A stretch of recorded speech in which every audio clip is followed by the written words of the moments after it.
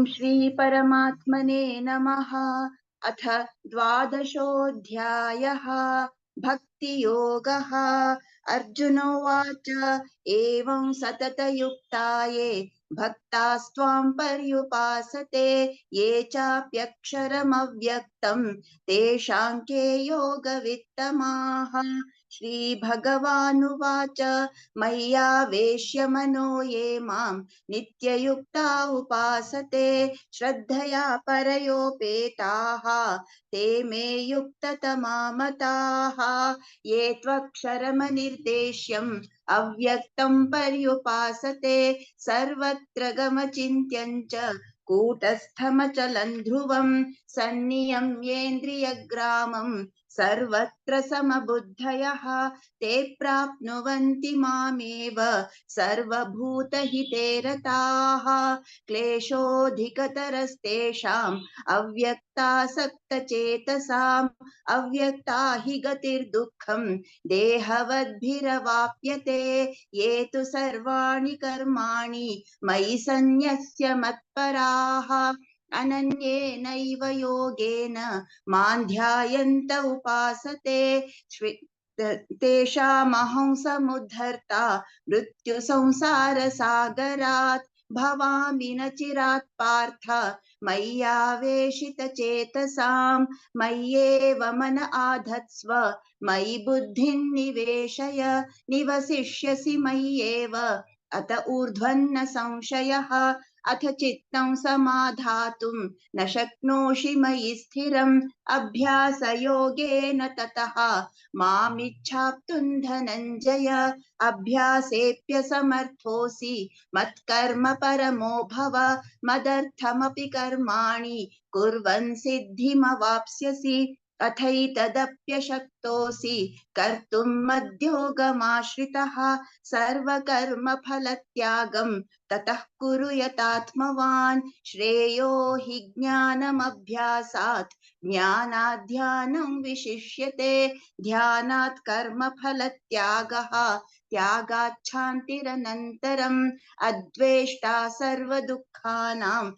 अद्वेष्टा सर्वभूतानां मैत्रः करुण एव च निर्ममो निरहङ्कारः समदुःखसुखः क्षमी सन्तुष्टः सततं योगी यतात्मा दृढनिश्चयः। मय्यर्पितमनो बुद्धिः मामे वैश्यस्य मय्यर्पितमनो बुद्धिः मद्भक्तः यो मद्भक्तः स मे प्रियः। यस्मान्नो द्विजते लोकः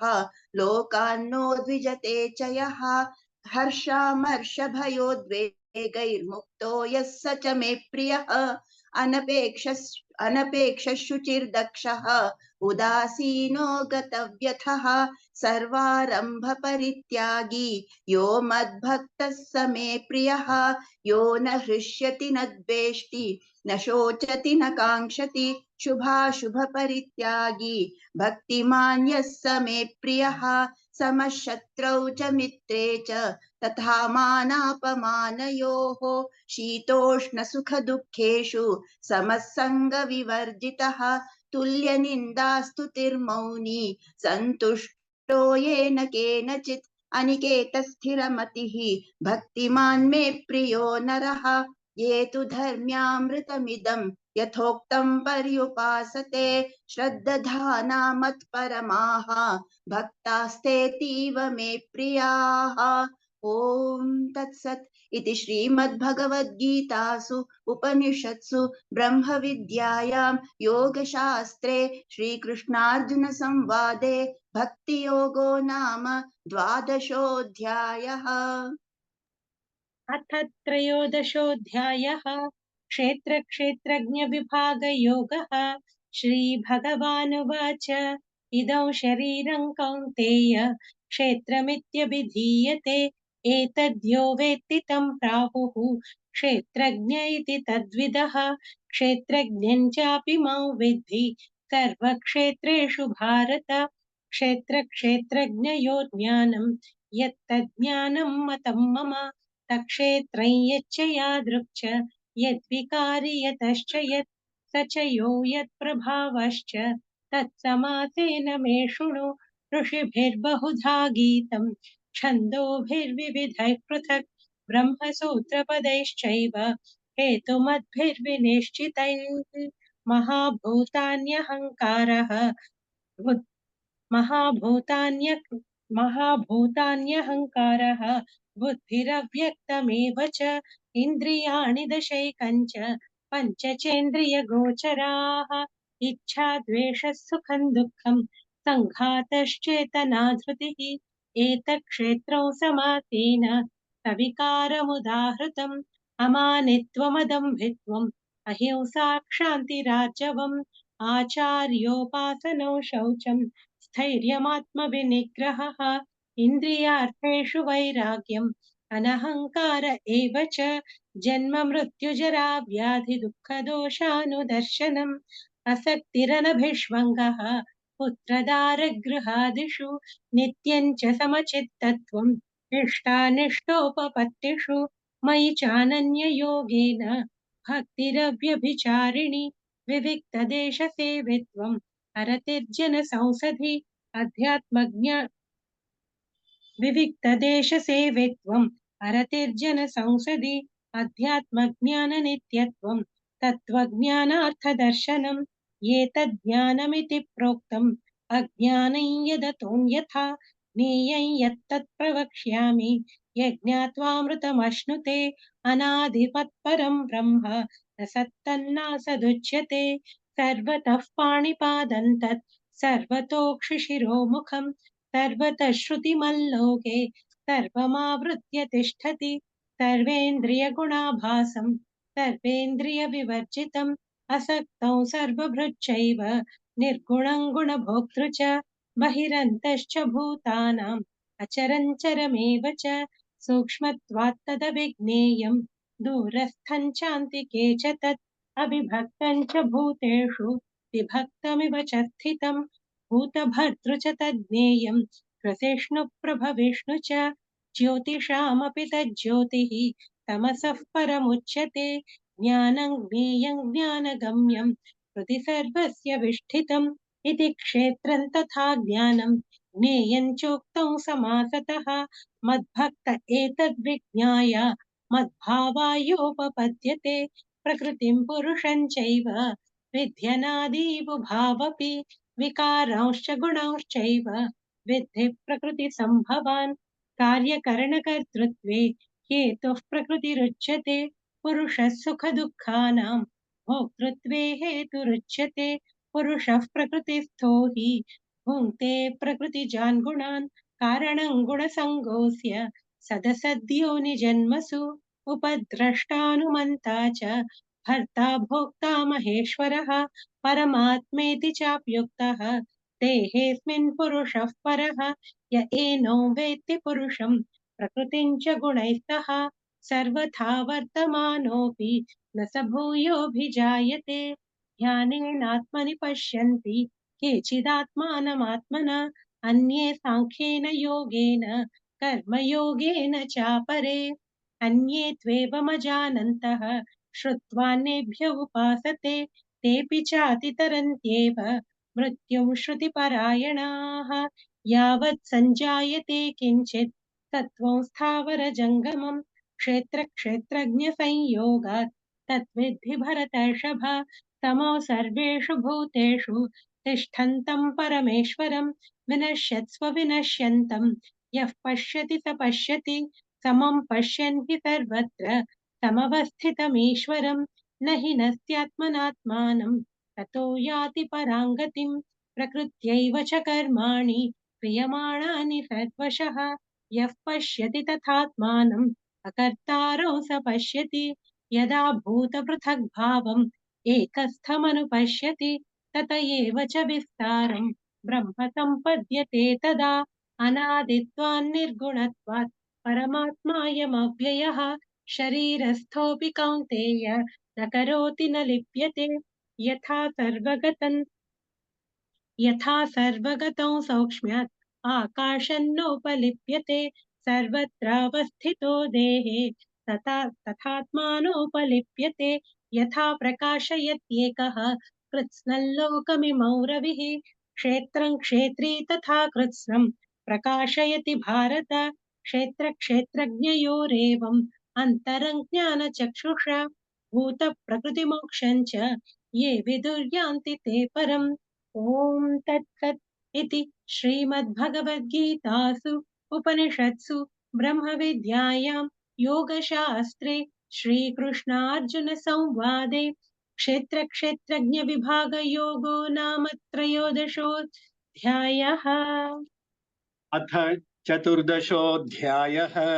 गुणत्रयविभागयोगः। श्रीभगवानुवाच परं भूयः प्रवक्ष्यामि ज्ञानानां ज्ञानमुत्तमम् यज्ञात्वा मुनयः सर्वे परं सिद्धिमितो गताः इदं ज्ञानमुपाश्रित्य मम साधर्म्यमागताः सर्गेऽपि नोपजायन्ते प्रलये न व्यथन्ति च मम योनिर्महद्ब्रह्म तस्मिन् गर्भं दधाम्यहम् सम्भवः सर्वभूतानां ततो भवति भारत सर्वयोनिषु कौन्तेय मूर्तयः सम्भवन्ति याः तासां ब्रह्म महद्योनिः अहं बीजप्रदः पिता सत्त्वं रजस्तम इति गुणाः प्रकृतिसम्भवाः निबध्नन्ति महाबाहो देहे देहिनमव्ययम् तत्र सत्त्वन्निर्मलत्वात् प्रकाशकमनामयम् सुखसङ्गेन बध्नाति ज्ञानसङ्गेन चानघ रजो रागात्मकं विद्धि तृष्णासङ्गसमुद्भवम् तन्निबध्नाति कौन्तेय कर्मसङ्गेन देहिनम् तमस्त्वज्ञानजं विद्धि मोहनं सर्वदेहिनां प्रमादालस्य निद्राभिः तन्निबध्नाति भारत सत्वं सुखे संजयति रजः कर्मणि भारत ज्ञानमावृत्य तु तमः प्रमादे संजयत्युत रजस्तमश्चाभिभूय सत्वं भवति भारत रजः सत्वं तमश्चैव तमः सत्वं रजस्तथा सर्वद्वारेषु देहेऽस्मिन् प्रकाश उपजायते ज्ञानं यदा तदा विद्यात् विवृद्धं सत्वमित्युत लोभः प्रवृत्तिरारम्भः कर्मणामशमस्पृहा रजस्येतानि जायन्ते विवृद्धे भरतर्षभ अप्रकाशो प्रवृत्तिश्च प्रमादो मोह एव च तमस्येतानि जायन्ते विवृद्धे कुरु नन्दन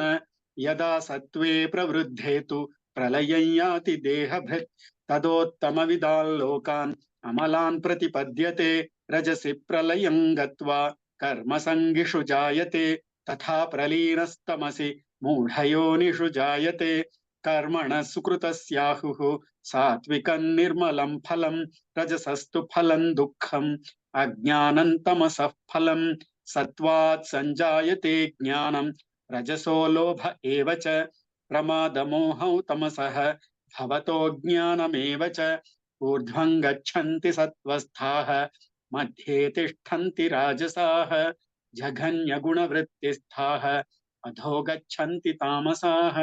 नान्यं गुणेभ्यः कर्तारं यदा द्रष्टानुपश्यति गुणेभ्यश्च परं वेत्ति मद्भावं सोऽधिगच्छति गुणानेतानतीत्यत्रीन् देहि देहसमुद्भवान् जन्म मृत्युजरा दुःखैः विमुक्तो मृतमश्नुते अर्जुन उवाच कैर्लिङ्गैस्त्रीन् गुणानेतान् अतीतो भवति प्रभो किमाचारः कथं चैतान् त्रीन् गुणानतिवर्तते श्रीभगवानुवाच प्रकाशं च प्रवृत्तिं च मोहमेव च पाण्डव न द्वेष्टि सम्प्रवृत्तानि न निवृत्तानि काङ्क्षति उदासीनवदासीनः गुणैर्यो न विचाल्यते गुणा वर्तन्त इत्येव योऽवतिष्ठति नेङ्गते समदुःखसुखस्वस्थः समलोष्टाश्मकाञ्चनः तुल्यप्रिया प्रियो धीरः तुल्यनिन्दात्मसंस्तुतिः मानापमानयोस्तुल्यः तुल्यो मित्रारिपक्षयोः सर्वारम्भः परित्यागी गुणातीतः स उच्यते माञ्च यो व्यभिचारेण भक्तियोगेन सेवते स गुणान् समतीत्यैतान् ब्रह्म भूयाय कल्पते ब्रह्मणो हि प्रतिष्ठाहम् अमृतस्याव्ययस्य च शाश्वतस्य च धर्मस्य सुखस्यैकान्तिकस्य च। ॐ तत्सत् इति श्रीमद्भगवद्गीतासु उपनिषत्सु ब्रह्मविद्यायां योगशास्त्रे श्रीकृष्णार्जुनसंवादे गुणत्रयविभागयोगो नाम चतुर्दशोऽध्यायः। अथ पञ्चदशोऽध्यायः पुरुषोत्तमयोगः। श्रीभगवानुवाच ऊर्ध्वमूलमधः शाखम् अश्वत्थम् प्राहुरव्ययम् छन्दांसि यस्य पर्णानि यस्तौ वेद स वेदवित् अधश्चोर्ध्वम् प्रसृतास्तस्य शाखाः गुणप्रवृद्धा विषयप्रवालाः अधश्च मूलान्यनुसन्ततानि कर्मानुबन्धीनि मनुष्यलोके न रूपमस्येह तथोपलभ्यते नान्तो न चादिर्न च सम्प्रतिष्ठा अश्वत्थमेनौ सुविरूढमूलम् असङ्गशस्त्रेण दृढेन छित्त्वा ततः पदं तत्परिमार्गितव्यम् यस्मिन् गता न निवर्तन्ति भूयः तमेव चाद्यं पुरुषं प्रपद्ये यतः प्रवृत्तिः प्रसृता पुराणी निर्मानमोहाजितसङ्गदोषाः अध्यात्मनित्या विनिवृत्तकामाः द्वन्द्वैर्विमुक्ताः सुखदुःखसंज्ञैः गच्छन्त्यमूढाः पदमव्ययम् न तद्भासयते सूर्यः न शशाङ्को न पावकः यद्गत्वा न निवर्तन्ते तद्धाम परमं मम ममैवांशो जीवलोके जीवभूतः सनातनः मनः षष्ठानीन्द्रियाणि प्रकृतिस्थानि कर्षति शरीरं यदवाप्नोति यच्चाप्युत्क्रामतीश्वरः गृहीत्वैतानि संयाति वायुर्गन्धानि वाशयात् श्रोत्रं चक्षुस्पर्शनं च रसनं घ्राणमेव च अधिष्ठाय मनश्चायं विषयानुपसेवते उत्क्रामन्तौ स्थितौ वापि भुञ्जानौ वा गुणान्वितं विमूढानानुपश्यन्ति पश्यन्ति ज्ञानचक्षुषः यतन्तो योगिनश्चैनं पश्यन्त्यात्मन्यवस्थितं यतन्तोऽप्यकृतात्मानः नैनं पश्यन्त्यचेतसः यदादित्यगतं तेजः जगद्भासयतेऽखिलं यच्चन्द्रमसि यच्चाग्नौ तत्तेजो विद्धि मामकं रामाविश्य च भूतानि धारयाम्यहमोजसा पुष्णामि चौषधीः सर्वाः सोमो भूत्वा रसात्मकः अहं वैश्वानरो भूत्वा प्राणिनां देहमाश्रितः प्राणापानसमायुक्तः पचाम्यन्नं चतुर्विधं सर्वस्य चाहं हृदि सन्निविष्टः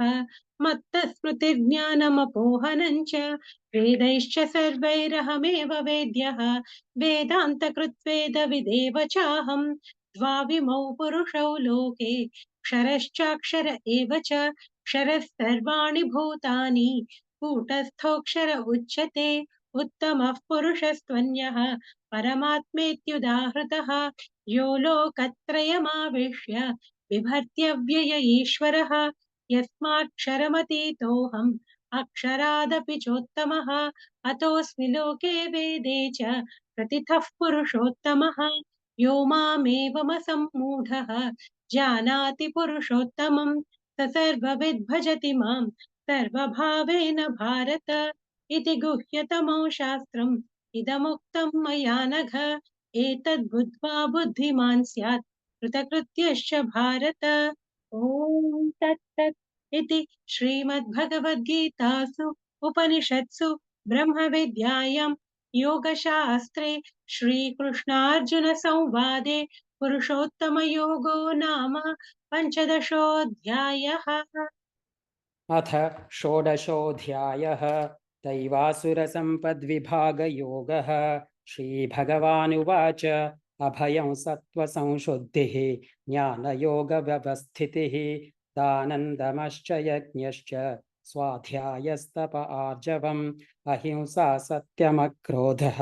त्यागः शान्तिरपैशुनं दयाभूतेष्वलोलुप्त्वम् मार्दवं ह्रीरचापलं तेजः क्षमाधृतिः शौचम् अद्रोहो नातिमानिता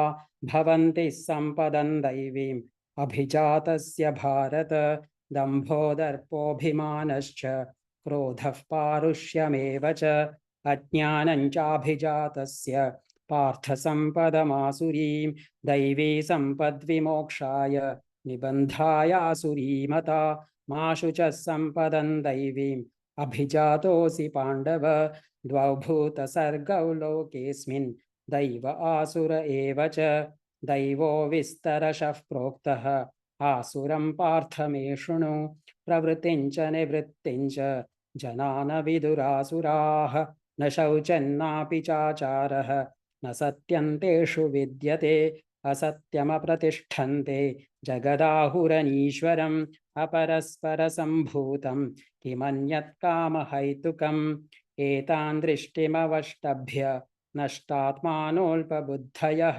प्रभवन्त्युग्रकर्माणः क्षयाय जगतो हिताः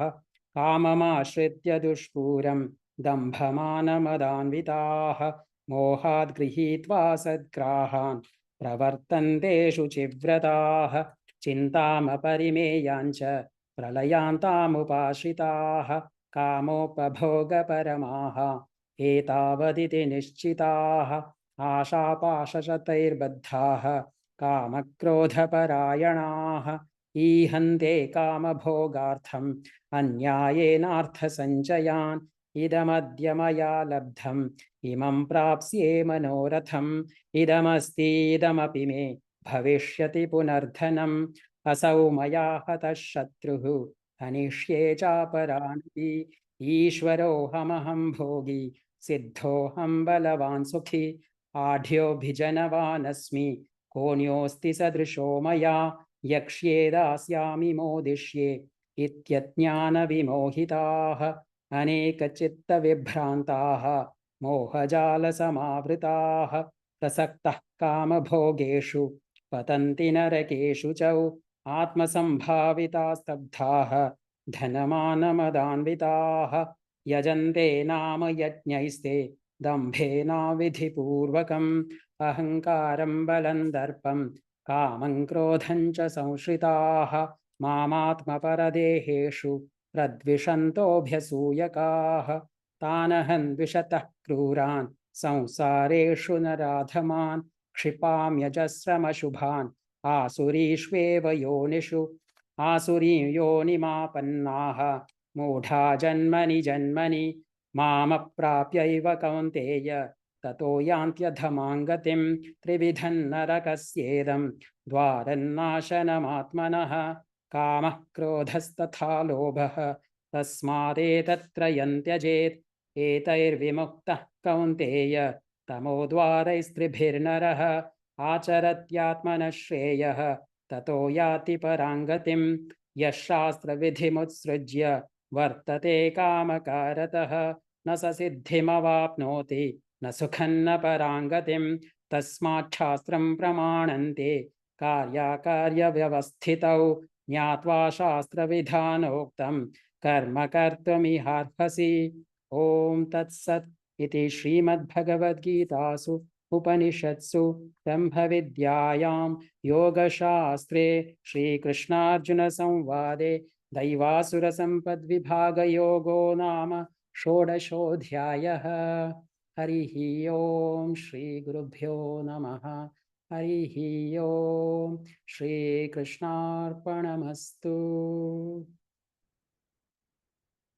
ॐ